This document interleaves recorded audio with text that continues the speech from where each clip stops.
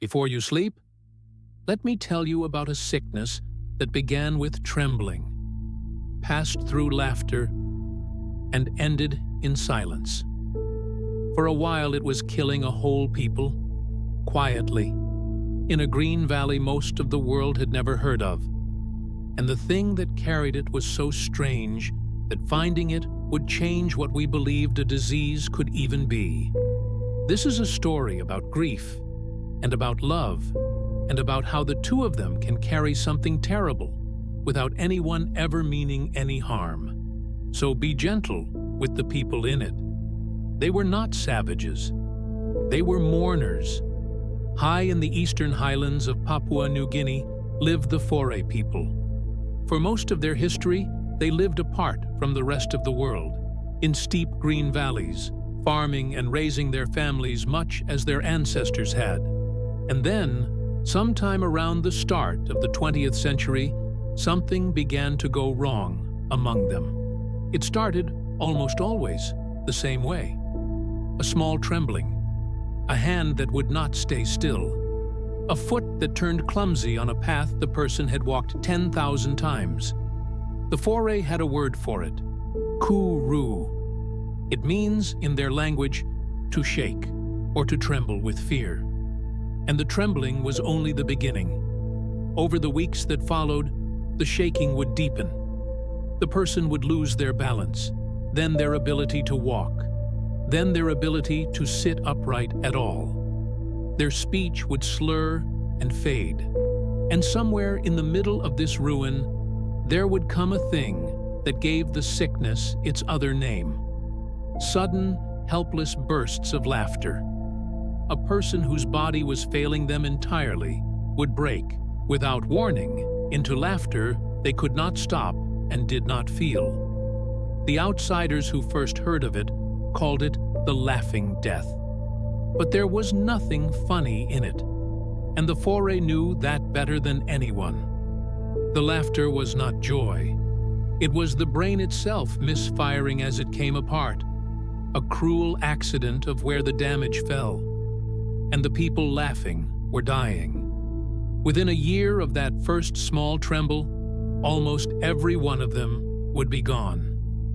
Anyone who has cared for someone losing their mind to a disease of the brain knows the particular grief of it. The way you lose the person in pieces, long before the body follows. The way you go on feeding and turning and tending a body, while the someone who lived inside it slips further out of reach each day. The Fore were watching that happen to the people they loved most, over and over, and they could not stop it. And it was not random in who it took. Kuru fell overwhelmingly upon the women and upon the children. Whole villages were losing their mothers. A generation of little ones was growing up in the care of fathers and grandmothers because the women of childbearing age were dying faster than anyone could understand. The Fore, looking for a reason, did what people everywhere have done in the face of a thing that makes no sense. They blamed sorcery. They believed that an enemy had taken something belonging to the victim, a scrap of food, a piece of clothing, and was working a curse upon it in secret. Men held meetings to find the sorcerers. The fear of Kuru began to tear at the community almost as badly as the sickness itself. In the 1950s, the outside world finally arrived to look. Among the first was a young American doctor named Carlton Guy Dushek, who came in 1957, and who was stubborn and brilliant enough to simply move in, to live among the Fore, to learn their language and sit with the dying and write down everything he saw. And what he saw made no sense by any rule of medicine he knew. There was no fever. A sickness that spreads usually announces itself with heat, with the body's war against an invader. Kuru came with no fever at all. There was no inflammation, none of the swelling and redness that marks the body fighting something off. The blood looked normal. Whatever this was, the body was not even trying to fight it. as though it could not see an enemy there to fight. It was only when they began to examine the brains of those who had died that the first real clue appeared, because under the glass, the brain was full of holes. Tiny, empty spaces scattered all through the tissue, until the brain looked less like flesh and more like a sponge. Something had been quietly eating it hollow from the inside, cell by cell, for months, without ever raising an alarm. But what? It was not a bacterium. It was not, as far as anyone could find, a virus of any ordinary kind. And it did not seem to obey the rules of something inherited, passed down in the blood, because it was spreading in a pattern no gene could explain. The answer, when it came, lay in how the Fore mourned.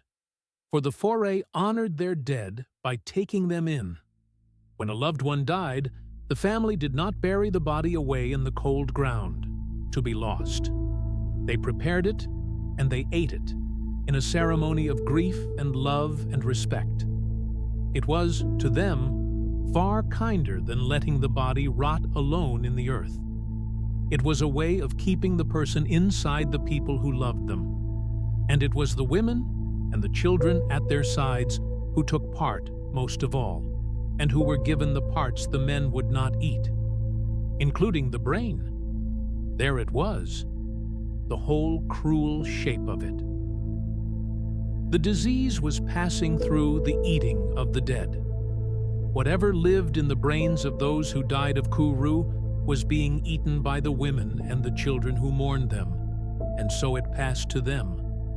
And in time it killed them too, and then they in turn were mourned, and eaten, and so it went, round and round, grief feeding grief, for generations. A ritual of love had become the thing that was killing them. And still the strangest part was not solved, because when they finally cornered the thing that did it, it was like nothing in all of medicine. It was not alive. It had no DNA, the code that every living thing, every bacterium and virus uses to copy itself. It was, in the end, just a protein. A single, ordinary protein, of a kind your own brain is full of right now, but this one was folded into the wrong shape. And the terrible trick of it was this. When that wrongly folded protein touched a normal one, it forced the normal one to fold wrong too. And then there were two, and those two made four. A corruption spreading by touch alone, turning the brain against itself, with nothing you could kill, because it had never been alive. We call them prions now, and they were so far outside what anyone believed possible that the idea was mocked for years before the world accepted it. A disease with no germ, an infection made of nothing but a shape. So sit with the whole of it. A people who loved their dead enough to carry them inside their own bodies. A sickness with no fever and no fight, hollowing out the brain in silence. And a killer that was not a creature at all, only a single molecule folded the wrong way. Patient enough to wait years, sometimes decades, between the meal and the first small tremble. When the eating of the dead was stopped, in the 1960s, Kuru began, slowly, to fade. But because the thing could sleep so long inside a person, cases kept appearing for decades afterward. The last of them, as recently as the early 2000s, in people who had taken part in a funeral feast half a lifetime before. The ripples of one ritual, reaching all the way across a human life.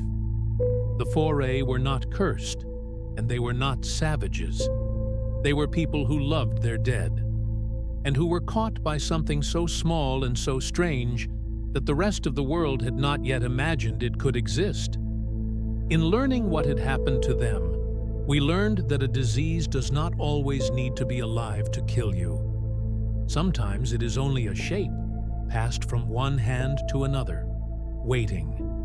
But that is a thing for the daylight. and the daylight is a long way off yet. Right now, there is only your own quiet room and your own steady breath, and the soft dark settling over everything. So let the highlands and their sorrows drift away. Let your thoughts go loose and slow. Whatever was carried in that far green valley, it is finished now, and it cannot reach you here. Rest easy. I'll see you in the small hours.